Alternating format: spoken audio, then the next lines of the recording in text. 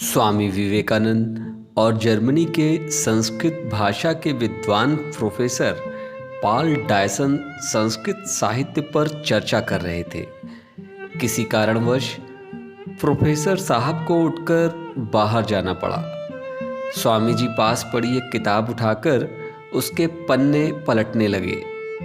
वह कविताओं का संकलन था। वे उसे पढ़ने में लीन हो गए।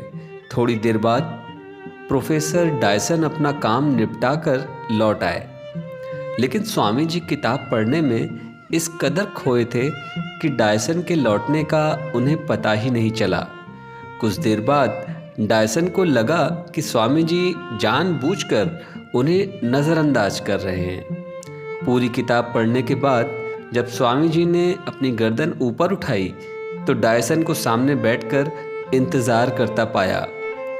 वे बोले, क्षमा कीजिएगा, मैं अध्ययन कर रहा था, इसलिए आप कब आए इसका पता ही नहीं चला। स्वामी विवेकानंद द्वारा माफ़ी मांगने के बावजूद डायसन के मन का मलाल खत्म नहीं हुआ।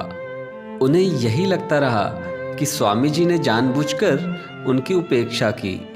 स्वामी विवेकानंद उनके मन का भाव जान गए। उन्हें दुख हुआ। डायसन को यकीन दिलाने के लिए वे किताब की कुछ कविताएं सुनाने लगे, लेकिन इसका उल्टा असर हुआ। कविता की पंक्तियां सुनने के बाद डायसन ने कहा, लगता है आपने इस किताब का पहले भी अध्ययन किया है। डायसन के इस तरह सोचने का कारण यह था कि 200 पन्नों वाली किताब कोई व्यक्ति इतने कम समय में नहीं पढ़ सकता था।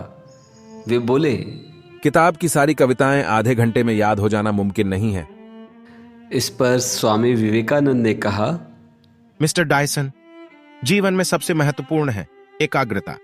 एकाग्रता जितनी अधिक होगी, आपका समय उतना ही कम लगेगा या काम का परिणाम उतना ज्यादा होगा।